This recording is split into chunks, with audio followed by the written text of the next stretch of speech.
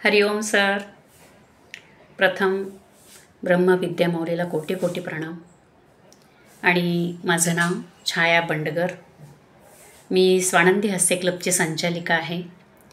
आणि माझ्या हास्य क्लबमध्ये शोभा कुटे, ममता कुलकर्णी, क्षीरसागरताई, स्नेहल कौसल्या, मीना भापकर, सुषमा मुळे, पद्मा भांड, वैशाली कुलकर्णी ह्या सर्वजणी माझ्या हास्य क्लबला येतात. आणि तिथे आल्यानंतर यांची ही चर्चा व्हायची ब्रह्मविद्या माऊलीविषयी आणि ते मला सांगायच्या. त्याच्यामुळे मी ठरवलं की आपण बघूया म्हणजे नेमकं काय आहे यामध्ये, बघूया तरी. म्हणून मी जॉईन करायचं ठरवलं. पण सुरुवातीचे 3-4 दिवस माझे असेच गेले, कारण माझं थोडंसं बिझी शेड्यूल असतं. मी इव्हेंट ऑर्गनाईज करते, सूत्रसंचालन करते, गायनाचा वगैरे छंद आहे मला. त्याच्यामुळे माझं थोडं लेट झालं होतं. आणि मी जेव्हा जॉईन केलं तेव्हा स्मरणवर्धक सुरू होतं, पण ते मला खूप आवडलं.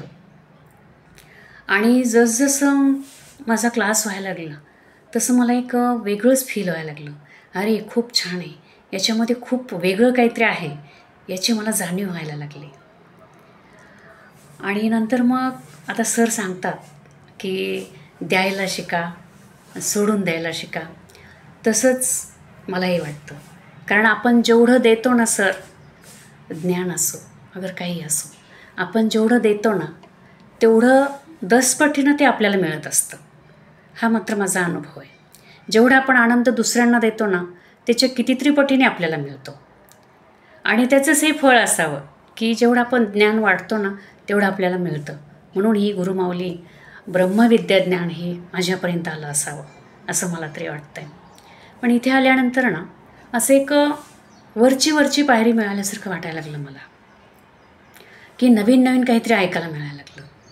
कारण शिनलकर सर इतकं सुंदर सांगतात, खूप छान सांगतात, म्हणजे असं वाटतं ऐकतच बसावं, हा क्लास संपूच नाही असं वाटतं. आपला कुठलाही प्रश्न असू दे ते खूप छान सांगतात समजून, आणि ते फार आवडतं खरं तर.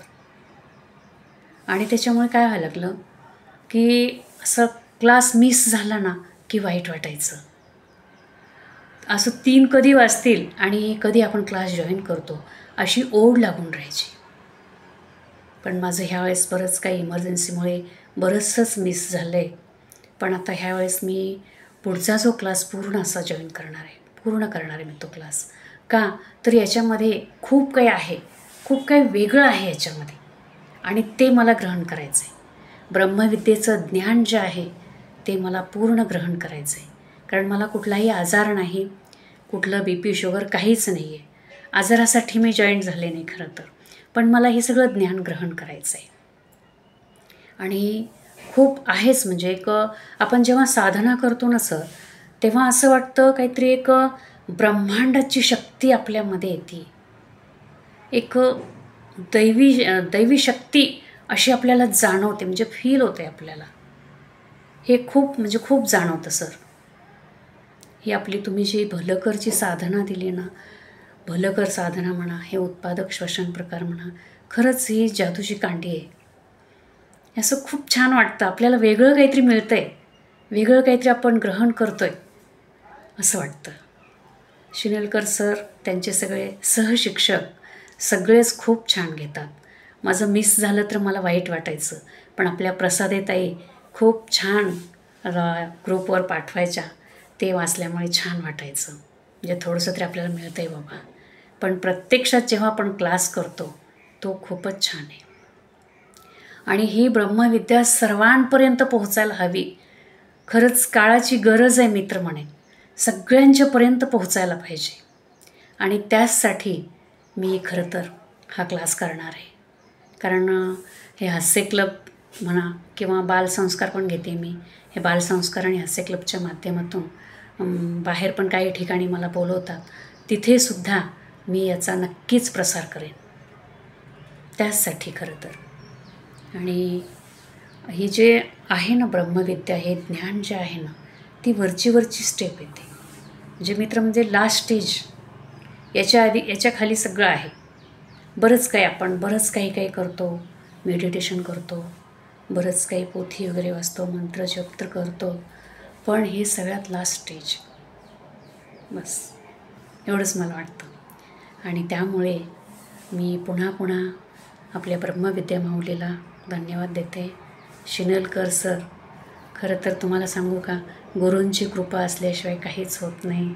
आणि ह्या गुरुकृपेमुळेच मला ही ब्रह्मविद्या मिळाली आहे. शिनलकर सरांच्याकडून आपल्याला बरंच काही ज्ञान मिळतं आहे आणि त्यांच्याच आशीर्वादाने पुढेच आपली अजून पुढे अशीच ज्ञान वाटण्यासाठी आपल्याला प्रेरणा मिळावी असं वाटतं. आणि हा जेवढा प्रसार करता येईल तेवढा मी प्रसार निश्चितच करेन. तर एवढं सांगायचं होतं. खूप छान फरक पडतो. आता आपण अनुभव ऐकतोच आहोत. खूप जण लोकांचे आजार बरे झालेले आहेत, बराचसाच त्यांच्यामध्ये फरक पडलेला आहे. त्याच्यामुळे ही लोकांपर्यंत जास्तीत जास्त पोहोचवण्याचं काम करायला पाहिजे आणि ते मी तर 100% करेनच. ठीक आहे. धन्यवाद सर, खूप खूप धन्यवाद. हरिहर.